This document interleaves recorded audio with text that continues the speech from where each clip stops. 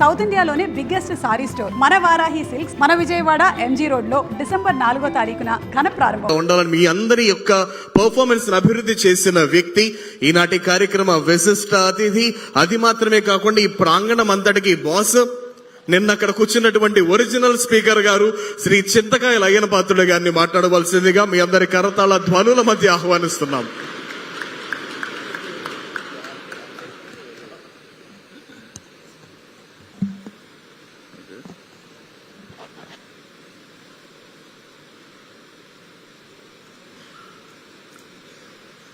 ముందుగా ఈరోజు నాకు చాలా ఆనందంగా ఉందండి. నేను కూడా మొదటి నుంచి రాజకీయాల్లో ఉన్న వ్యక్తిని మీ అందరూ తెలుసు. పెద్దలు ఎన్టీ రామారావు గారు, చంద్రబాబు నాయుడు గారు సహకారంతో ఈ స్థాయికి వచ్చాను. నేను ఒకటే కోరుకుంటాను. ఇప్పుడు లోకేష్ గారు ఒక ఉపన్యాసంలో చెప్పారు, మంచి మాటలు చెప్పారు. ఈ దేశం నాది, రాష్ట్రం నాది, నా గ్రామం నాది అని ఫీలింగ్ వస్తే దాన్ని అమలు చేయడం ఎలా? అమలు చేయాలంటే మీలాంటి యువకులు రాజకీయాల్లోకి రావాల్సిన అవసరం ఉంది. ఇప్పుడు రాజకీయాలంటే భయం పడే రోజులు వచ్చాయి. గతంలో మనం చూసాం. రాజకీయాలు ఎందుకండి అని ఆలోచించే పరిస్థితుల్లో ప్రజలు వచ్చారు. అది తప్పు. మన రాష్ట్రం బాగుండాలి, మన దేశం బాగుండాలి, మన గ్రామం బాగుండాలి. దానికి మన బాధ్యత ఏంటి చెప్పి కూడా మీ యువత ఆలోచించవలసిన అవసరం ఉంది. ఇప్పుడే లోకేష్ గారితో మాట్లాడినప్పుడు పిల్లలంతా చాలా బ్రహ్మాండంగా, నిన్న కూడా వచ్చాను, నేను చూశాను మీ పెర్ఫార్మెన్స్. మాకంటే బ్రహ్మాండం చేస్తున్నారు మీరు. నేను వాస్తవం చెప్తాను. ఎంచేదంటే మీ పిల్లలు మనసుల్లో ఏమీ లేదు, ఫ్రీగా రాష్ట్రం కోసం ఆలోచిస్తున్న వయసులో వచ్చారు మీరు. మాలో కుతంత్రాలు ఉంటాయి. రాజకీయ నాయకులు ఆ పార్టీ ఈ పార్టీ కొట్టుకో. రాష్ట్రం పోయినా పర్లేదు, మా ప్రెస్టేజీలు వేరుగా ఉంటాయి. అంచే స్వచ్ఛందమైన మనసుతో రాజకీయాలు చేస్తే రాష్ట్రం ఎందుకు బాగుపడదండి, దేశం ఎందుకు బాగుపడదండి? అందుకే ఇవాళ మిమ్మల్ని చూస్తుంటే నాకు చాలా ఆనందంగా ఉంది. మరి ఇటువంటి కార్యక్రమానికి ఆర్గనైజ్ చెయ్యాలని చెప్పి ఆలోచన చేసిన వ్యక్తిని కూడా లోకేష్ గారిని మనందరం కూడా అభినందించవలసిన అవసరం ఉంది. చాలా బ్రహ్మాండంగా మీరు మాట్లాడిన మాటలు కానీ అన్ని విన్నాం మేము. ముఖ్యమంత్రి గారు చాలా అనుభవం వంటి వ్యక్తి మనకి.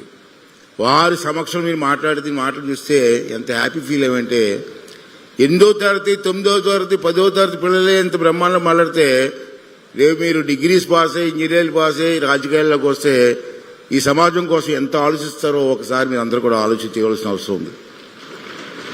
ఈరోజు కార్యక్రమానికి వచ్చినటువంటి మంత్రులు, ఎమ్మెల్యేలు అందరూ వచ్చారు, అధికారులు వచ్చారు, చీఫ్ సెక్రటరీ గారు వచ్చారు. అందరికీ కూడా నా నమస్కారాలు తెలియజేస్తూ, ముఖ్యంగా మరి ఇటువంటి కార్యక్రమం ఏర్పాటు చేసినటువంటి లోకేష్ గారికి నేను కూడా సభాపతిని అవ్వచ్చు, కానీ మంచి కార్యక్రమం చేసింది ఎవరైనా సరే మనం అభినందించవలసిన అవసరం ఉంది. ఒక స్టెప్ ముందు తీసుకొని చెయ్యాలి అని పట్టుదలతో ఈ కార్యక్రమం చేసినటువంటి లోకేష్ గారికి ధన్యవాదాలు తెలియజేస్తున్నానండి. మీ అందరికి కూడా నా ఆశీస్సులు కూడా తెలియజేస్తాను. ఈవేళ రాజ్యాంగం ఏర్పాటు చేసిన రోజు చాలా పవిత్రమైన రోజు. మన పండగ ఎలా చేసుకుంటామో మన భారతదేశానికి ఒక పండగ లాంటి రోజు ఇవాళ రాజ్యాంగ నిర్మాణం చేసిన రోజు ఈరోజు. ఇటువంటి రోజున ఈ కార్యక్రమం జరగడం చాలా ఆనందంగా ఉందని చెప్పి ఈ సందర్భంలో మీ అందరికీ మనం చేస్తున్నాను. ఈరోజు 70 ఏళ్ల క్రితం ఇదే రోజుని రాజ్యాంగాన్ని రచించారు. ఎంతమంది అండి? చాలా మంది పెద్దలు, మేధావులంతా కూర్చొని భారత రాజ్యాంగం ఎలాగ ఉండాలని చెప్పి రచించి ఆ రాజ్యాంగాన్ని నడిపించమని కొంతమంది పెద్దల చేతిలో పెట్టి మనందరి మీద బాధ్యత పెట్టారు. చాలా బాగా రాశారు రాజ్యాంగం. అంటే భారతదేశం బాగుండాలి అని ఒక నియమాలు పెట్టారు. దీంట్లో ఒక విషయం ఏంటంటే, సుమారు కొంతమంది తెలుగు వాళ్ళు కూడా, నాకు తెలిసి ఈ రాజ్యాంగం రచించిన పెద్దల్లో మన తెలుగు వాళ్ళు కూడా 14 మంది 15 మంది ఉన్నారు. వాళ్ళు కూడా భాగస్వాములు అయ్యారు. అంచేత ఈ రాజ్యాంగం అంటే ఏంటి, ఈ రాజ్యాంగంలో మన పెద్దలు ఏ సూచనలు చేశారు మనకి, దాన్ని ఎలా పాటించాలని తెలియాలంటే ముందు రాజ్యాంగం అన్నది రావాలి. అందుకే ఇప్పుడు బుక్ ఇప్పుడే చూశాను నేను. ఈ పిల్లల కోసం అని చెప్పి ప్రత్యేకంగా constitution of India for children అని చెప్పి సింపుల్గా అందరికీ అర్థమయ్యేలాగా లోకేష్ గారు దీన్ని తయారు చేశారు. మీ అందరికీ ఇచ్చారు. మీరు అందరూ కూడా దీన్ని చదివి మీ స్కూల్లో అందరికీ చెప్పి అసలు రాజ్యాంగం ఎందుకు రాశారు మన పెద్దలు, దేనికోసం రాశారని చెప్పి అందరూ తెలుసుకోవాల్సి వస్తుంది. ఫస్ట్ స్టెప్ అది. మనకి బైబిల్ ఉంటుంది, పురాణం ఉంటుంది, ఎన్ని ఉంటాయి. ఎందుకు రాశారు? దాన్ని ఫాలో అవ్వమని. అలాగే మన పెద్దలు ఈ రాజ్యాంగాన్ని రాశారు కాబట్టి దాన్ని ఫాలో అవ్వాల్సిన అవసరం ఉందని చెప్పి నేను మనవి చేస్తున్నాను. అంతేకాకుండా మరి ఈవేళ పెద్దలు ముఖ్యమంత్రి గారు ఉన్నారు. అసెంబ్లీ ఏంటి? అసెంబ్లీ దేనికి? అసెంబ్లీలో ఏం చర్చించాలా? అసెంబ్లీలో బిల్స్ ఎలా పాస్ అవ్వాలా? మన ఫైనాన్స్ మినిస్టర్ గారు ఉంటారు. ఫైనాన్స్ మినిస్టర్ గారు అన్ని సంతకం పెట్టి చెప్పడానికి అవ్వదు. అసెంబ్లీలో పాస్ అవ్వాలి. అసెంబ్లీలో చర్చ జరగాలి. అసెంబ్లీలో ఏ చర్చ జరగాల, ఏ సబ్జెక్ట్ మీద చర్చ జరగాల, దేన్ని ఆమోదించాలని చెప్పి మనందరం కూడా నేర్చుకోవాల్సినటువంటి అవసరం ఉందని చెప్పి మనం చేస్తున్నాను. ఇవాళ ముఖ్యమంత్రి గారు ఉన్నారు. ఈవేళ వాడిని కోరేది ఏంటంటే, ఈవేళ పిల్లలను చూస్తే ఎంత ఆనందంగా ఉంది. ఎడ్యుకేషన్ని ముఖ్యమంత్రి గారు చాలా ఆలోచిస్తుంటారు. నేను వారిదే చాలా సంవత్సరాలు బట్టి పనిచేస్తాను. నేను చూస్తూ ఉంటాను. ఎడ్యుకేషన్ మోస్ట్ ప్రయారిటీ ఇస్తుంటారు వారు. ఇంజనీరింగ్ కాలేజీలు పూర్వం లేవు. ఇవాళ ఇంజనీరింగ్ కాలేజీ వచ్చాయంటే ముఖ్య కారకుడు చంద్రబాబు నాయుడు గారే. పూర్వం ఇంజనీరింగ్ కాలేజీలు చదువుకోవాలంటే మా టైంలో బెంగళూరు, చెన్నై వెళ్ళి చదువుకునేవాళ్ళు. ఇవాళ మనకు కావాల్సిన ఇంజనీరింగ్ కాలేజీలు ఉన్నాయి. ఎన్నిటికీ ఎడ్యుకేషన్ చాలా ఇంపార్టెన్స్ ఇచ్చే వ్యక్తిని. అంచేత ఎడ్యుకేషన్కి ఇంకా ఇంపార్టెన్స్ ఇవ్వాల్సి ఉంది సార్. మరి చిన్న కోరేది ఏంటంటే, మొన్న కూడా లాస్ట్ టైం మీకు చెప్పాను నేను, స్కూల్స్లో హై స్కూల్స్ లెవెల్లో పిల్లలకి పూర్వం మేము చదువుకున్నప్పుడు, నేను ఇంటర్మీడియట్ చదువుకున్నప్పుడు ఎన్సీసీ, రెడ్ క్రాస్ ఇటువంటివి ఉండేవి సార్. దాన్ని పునర్నిర్మాణం చేయవలసిన అవసరం ఉంది. ఎందుకంటే ఎన్సీసీలోనే రెడ్ క్రాస్లో నేను పనిచేశాను. నేను హై స్కూల్ స్టడీస్లో ఒక భావం, సేవాభావం వస్తుంది సార్. దాన్ని పనిచేయడం వస్తుంది. హై స్కూల్స్లో, పూర్వం హై స్కూల్స్లో బ్రహ్మాండమైన ప్లే గ్రౌండ్స్ ఉన్నాయి. ప్రతి ప్లే గ్రౌండ్ని మనం తయారు చేసి అక్కడ గేమ్స్ ఆడుకునే ఏర్పాటు చేయవలసిన అవసరం ఎంతైనా ఉందని మనం చేస్తున్నాను. పూర్వం మా హెడ్ మాస్టర్ గారు ఉండేవారు. నేను హై స్కూల్ చదువుకున్నప్పుడు కంపల్సరీగా 1 అవర్ గ్రౌండ్కి వెళ్ళకపోతే ఇంత పేకబెత్తమని వారు. పూర్వం మీకు తెలియదు పేకబెత్తమని, దాంతో కొట్టేవాడు మమ్మల్ని. కంపల్సరీ గ్రౌండ్కి వెళ్ళి 1 అవర్ ఆడవలసిందే. అటువంటి కార్యక్రమాలు చేయాలని చెప్పి ఎడ్యుకేషన్ మినిస్టర్ గారికి, ముఖ్యమంత్రి గారిని కూడా కోరుకుంటూ దానికి ఇంపార్టెన్స్ ఇవ్వాలని చెప్పి కోరుకున్నాను. లాస్ట్లో ఏంటంటే, నేను చెప్పాను సార్, మీకు గుర్తుందో లేదో, మీరు ఉమ్మడి రాష్ట్రంలో ముఖ్యమంత్రిగా ఉన్నప్పుడు నేషనల్ గ్రీన్ కోర్ అని చెప్పి ఒక కార్యక్రమం చేశాం. అప్పుడు నేను ఫారెస్ట్ మినిస్టర్, మీరు ముఖ్యమంత్రి. ఒకే రోజు కొన్ని లక్షల మొక్కలు ఒక్క రోజు రాష్ట్రం అంతా నాటేవాడిని. చంద్రబాబు గారి నాయకత్వంలో. ఇందాక మీరు అసెంబ్లీలో ఇప్పుడు మాట్లాడినప్పుడు కూడా మీరు మాట్లాడారు.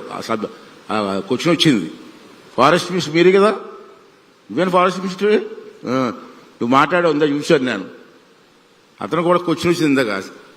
నేను ఏంటంటే, మళ్ళీ ఆ కార్యక్రమం మీరే చేయగలరు సార్. కార్యక్రమం చేయండి.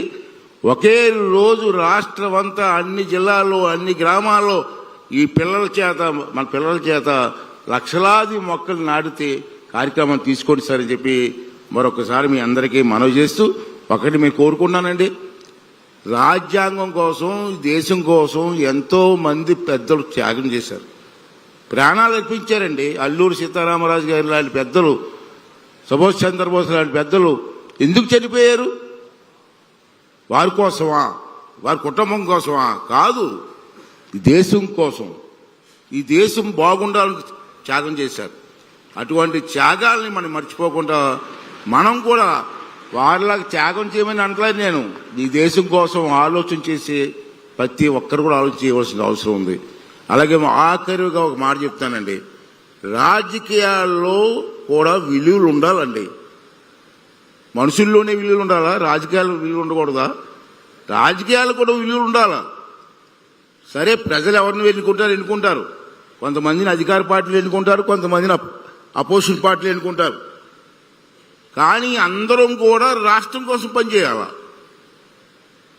అపోజిషన్ పార్టీ అయినా లేకపోతే గవర్నమెంట్ పక్షం ఉన్న పార్టీ అయినా ఏదైనా మన రాష్ట్రం ఒకటే, మన రాష్ట్రం, మన ఊరు, దానికోసం ఆలోచించాల. ప్రభుత్వం ఒక మంచి పనులు చేస్తున్నప్పుడు, మంచి అని తెలిసినప్పుడు ప్రతిపక్షం కూడా దానికి ఓటేయాలా, దాన్ని ఆమోదించాలా. ఆమోదించకుండా మేము ఆమోదించమండి, మా పార్టీ సిద్ధాంతం అండి, రాష్ట్రం పోయినా పర్లేదు, మన గ్రామాలు పోయినా పర్లేదు, కుటుంబాలు పోయినా పర్లేదు, మా పార్టీ సిద్ధాంతం, మేము అపోజిషన్ తెలుగుతుంది. రాష్ట్రం కోసం అందరూ కలిసి పనిచేయాలి.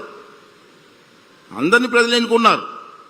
ఆఖరిగా సార్ ఇది సమంజసం కాదు, కానీ ఒక మాట అంటున్నాను సార్, మేమనుకోవద్దు, ఒకవేళ తప్పు మాట క్షమించాడు సార్. మీ అందరూ పిల్లలు, చదువుకున్న పిల్లలు, ఆఖరిగా ముగించి మీద క్వశ్చన్ వేస్తాను, మీకు సమాధానం చెప్పాలి. ఏంటో క్వశ్చన్ అంటే, ఒక ఉద్యోగస్తుడు ఉద్యోగం చేస్తూ ఉంటాడు. ఉద్యోగం సరిగ్గా చేయకపోతే ప్రభుత్వం ఏం చేస్తుందండి?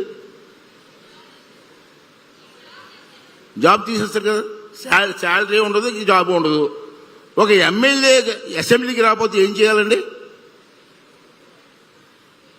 ఎమ్మెల్యే బాధ్యత ఏంటి? అసెంబ్లీకి వచ్చి ప్రజలతో సమస్యలు చర్చించాలా. అందుకే కదా మీరు అందరూ మాకు సపోర్ట్ చేశారు. మరి మీ అసెంబ్లీకి రాకుండా మీ అసెంబ్లీకి రావని ఇంట్లో కూర్చుంటే మరి ప్రజల వాళ్ళని ఏం చేయాలండి? ఎలా ట్రీట్ చేయాలండి? చదువుకున్న పిల్లలు మీరు ఆలోచించి సమాధానం చెప్పండి. ఒక ఉద్యోగస్తులు ఉద్యోగం పోతే జీతం ఇస్తారా? మరి ఎమ్మెల్యే అసెంబ్లీకి రాకపోతే జీతం తీసుకోవాలా? ఇది నా క్వశ్చన్. ఇంక పెద్దలు నిర్ణయించాలి. ఓకే అండి, థ్యాంక్ యూ అండి. చాలా ఆనందంగా ఉంది ఈవేళ. మీ అందరినీ చూస్తే అంత ఆనందంగా ఉందంటే, రేపు రాబోయే రోజుల్లో ఈ దేశానికి పనికొచ్చే నాయకులు కావాలి. మీరు మన లోకేష్ గారు చెప్పారు, ఇంజనీర్లు, డాక్టర్లు అవుదాం, కానీ కొంతమంది రాజకీయ నాయకులు కూడా మంచి మనసుతో ఉన్నవారు రావాలి. వచ్చి దేశాన్ని, రాష్ట్రాన్ని, మీ గ్రామాన్ని, మీరు పుట్టిన గ్రామాన్ని కాపాడుకోవాల్సిన బాధ్యత మీ అందరికీ ఉందని చెప్పి మరొకసారి మీ అందరికీ మనం చేస్తూ, ముఖ్యంగా మీ తల్లిదండ్రులు గౌరవించండి, తల్లిదండ్రులు పూజించండి, వారు చెప్పిన బాటలో నడవండి, ఈ దేశానికి మంచి పౌరులుగా ఎదగండి. ఈ దేశ బాగు కోసం మీరందరూ కూడా కడ వరకు పనిచేయాలని చెప్పి మరొకసారి మీ అందరినీ కోరుకుంటూ, మీ అందరికీ మరొకసారి శుభాకాంక్షలు తెలియజేస్తూ సెలవు తీసుకుంటున్నానండి. థ్యాంక్ యూ అండి, thank you very much. Thank you sir, thank you very much. ఇందాక మినిస్టర్ గారు మిమ్మల్ని అందరినీ, మీలో రాజకీయ నాయకులు ఎవరు అవుతారంటే కొంతమంది చేతులు పైకెత్తారు.